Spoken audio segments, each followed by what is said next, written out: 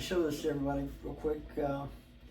This is that amp that I found on the side of the road. I don't know, about a year and a half ago or so.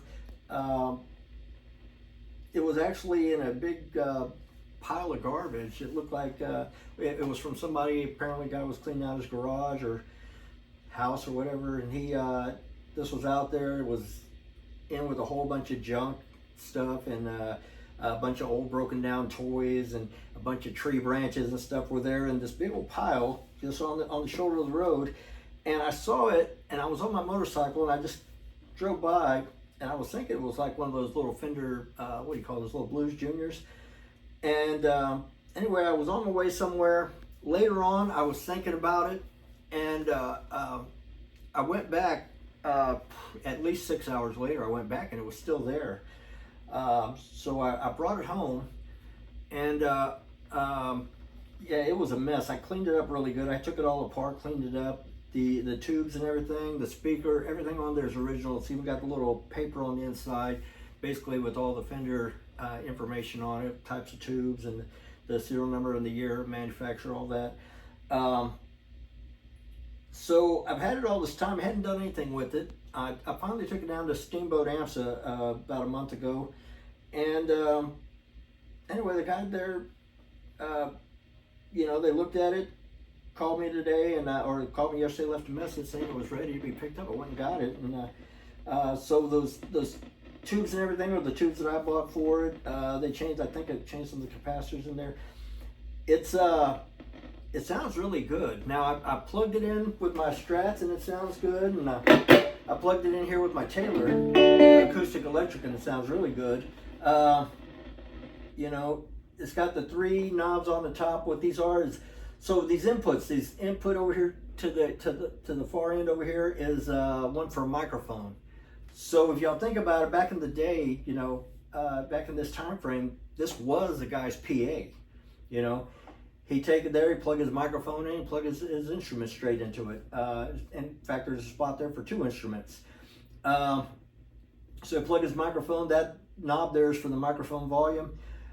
These other 2 knobs, the one in the middle is for the overall volume, it's just regular volume for the instruments, and then this one here is a tone knob. And just messing around with it, I noticed turning the tone knob actually affects the volume as well. But anyway, yeah, all this stuff still works. Volume, this sucker can get really loud.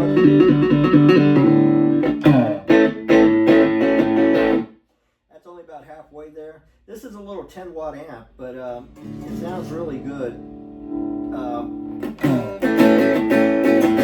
You know, you could take this sucker with you, and you know, well, I don't know if you want to take it with you anywhere gigging. It's kind of fragile, I imagine. Anyway, that's it. So these things originally came with tweed covers on it. This one here had been recovered at some point with Tolex, but still, I mean, you look at this Tolex job on here, it looks factory. It looks really, really good. Whoever did it did a great job. Yes, I bought a new handle for it. The original handle, it was all completely gone. It was basically just had a little piece here and a little piece there, and nothing to, the handle wasn't there, so I replaced that. But anyway, it's a nice little 73-year-old amplifier. I mean, you don't come across those every day, and if you do, they're usually, you know, $4,000 or $5,000 at least for something like this. I've seen these, you know, of course, the ones that are more original and they have the original Tolex and all that, and I've seen these suckers going for like $12,000 on Reverb. That's the asking price. Right now there's a couple of them on Reverb. One's for $9,500, the other's for $4,500. Again, those are much nicer than this with the original tweed on there. But anyway, I like this little amp.